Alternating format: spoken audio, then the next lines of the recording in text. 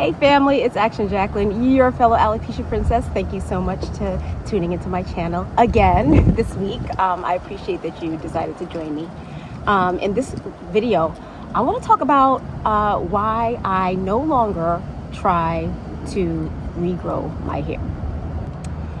This is a conversation that I don't like to have on this platform because I know most people who watch me are dealing with hair loss and probably want to regrow their hair. And I'm not one of them girls anymore anyway. There was a time when I tried really hard to regrow my hair, and I've since given up. Not because the treatments out there don't work, because some of them do, but because I've never met a treatment that didn't require me to be under lifetime care of a dermatologist. And I don't feel like hair loss is enough of a reason to be under medical care my entire life. You know, just know that whatever I'm talking about is unique to me and my specific kind of alopecia. I have alopecia universalis, which is complete and total body hair loss. I have no eyelashes, I have no eyebrows, I have no hair on my arms. I strangely grow like underarm hair, just a little bit of it, and you know, hair down there, but just a little tiny bit. Like sometimes I like to let it grow just to see what it does. But yeah, that's my kind of hair loss.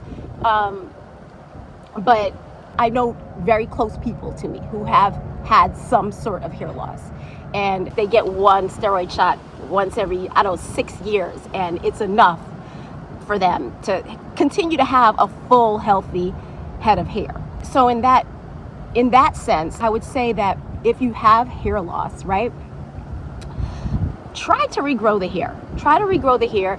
Give it 3 or 4 chances, right? If I were you, I would stay away from the things that are sold in magazines and you know, shampoos. And no shampoo is going to regrow your hair. We would have to have a very, very strong ingredient in order for it to regrow your hair. There's shampoos and conditioners that will thicken your hair, but it's not going to grow like a bald spot. Do you know what I mean? And let's talk about the bald spots and the levels of bald spots, right? So my first bald spot was literally skin, like it was like as bald as a baby's butt. Do you know what I mean? It was a little quarter size spot right in the back of my head, and it was clean as a whistle, right? So that indicator right there means that something is, this is not just your typical, you know, run-of-the-mill hair spot. This is a hot spot. You know what I mean? If it was just an area of light hair, right? Like an area where the hair was less thick than other hair, that's something that's probably easier to target and fix than the kind of hair loss that I had. But the kind of hair loss I have, it's so aggressive. It starts on the inside. It's not something that you can easily fix. And I don't even know that it's fixable. It's more like something, like I said, you just have to go back every 2 weeks and keep getting shots or keep getting treatments or whatever. So try, give it like 4 or 5 tries, and pray. Pray that it works. But if it doesn't, you do have to know when to stop, because oh my God, you can spend your whole life chasing hair, which seems kind of like a wasted life, if you ask me. So in my last video, I told you guys that I was able to regrow my hair once, and I did that by using a combination of topical minoxidil and steroid injections, and it worked. Like I said in the last video, how that worked is I had to go back every 2 weeks to get these shots, right? And I guess when I was 16 at that time, it felt like it was worth it, and I did it until it no longer felt like it was worth it. And very recently, I'd say like within the last 5 years, I've been hearing a lot about these JAK inhibitors that regrow hair, and I've been really intrigued by them because, I mean, at the end of the day, I'm human. I still would like to have some hair. Okay, guys, so obviously I'm not a doctor, but I do have to nerd out on you for just a second, otherwise this video is incomplete. Hair loss caused by alopecia areata and alopecia universalis is an autoimmune response. What that means is that in people with normal functioning immune systems, the fighter cells fight off and kill germs to keep the body healthy. But people with alopecia, our fighter cells, they respond to our hair follicles as though they were those germs, and they kill them off, and the end result is hair loss. Enter JAK inhibitors, which was introduced, I think, somewhere in the early 2000s. I don't know when exactly, but they're alluring because they work really fast, like within 2 to 6 months. Also, patients who haven't been helped by other treatments often see results with JAK inhibitors. And JAK inhibitors do not require injections, which is very alluring, especially to someone who's ever had injections like me. But I'm not jumping at the opportunity to take it because they're no different in that it still requires you to be under constant care of the doctor. And alopecia is not, it's a sickness, I guess. I don't know, because I've never really been sick.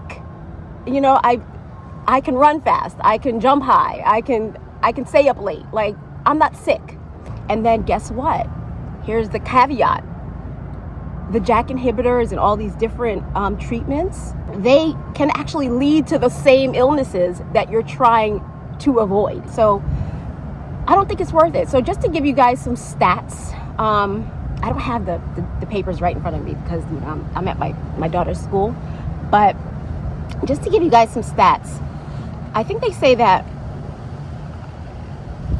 like 70 to 80, you can look this up yourself. You could do a Google search and say what percentage of JAK inhibitor patients develop adverse side effects. And don't quote me, but 1 to 2% actually develop severe adverse effects. So I had to think about my life, you know, like, how serious is this? I have been able to live pretty much a good life without hair. Granted, I've had struggles, and the struggles for the most part are mostly with my self-esteem. For a long time, I didn't think of myself as whole. You know what I mean? Like complete. I felt like a puzzle with missing parts. But then over time I realized that just about every other person I've ever met in life feels the same way. And they don't have alopecia universalis like I do. So you can't blame it all. Whatever the sad feelings you have, you can't blame it all on your alopecia. So you have to look in other areas. You know, a lot of us were raised pretty bad. A lot of us were mishandled as we were growing up, and that has a lot to do with the way we see ourselves. Sometimes you gotta like really sit down and like think about, like, is the hair the root of all your problems, the root of all evil within yourself? And I guarantee it's not. It might feel that way because it's the easiest thing to point at, but it's not. I guarantee it. And I know for a lot of you feel like giving up on the dream of having hair means giving up on the dream of having a good life.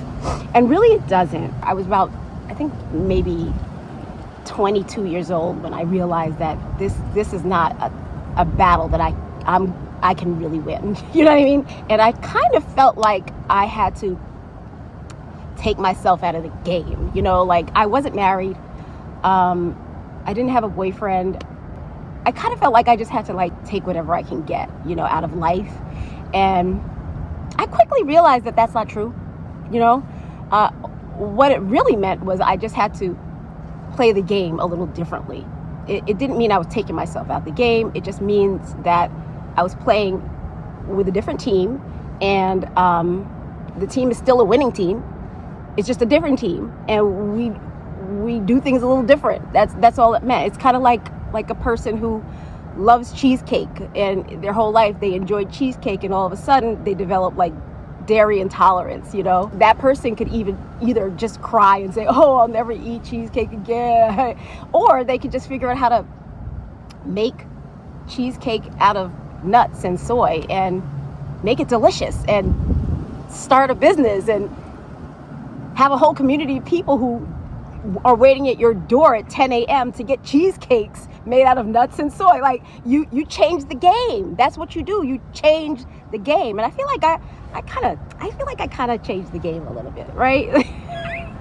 Just to toot my own horn a little bit, being able to come here and talk about my hair loss with this community of wonderful, beautiful women who are thriving and doing well, and just giving them support. Like, I changed the game here. Like, I'm not the only one. I'm not the pioneer of hair loss conversation, but you get what I'm saying.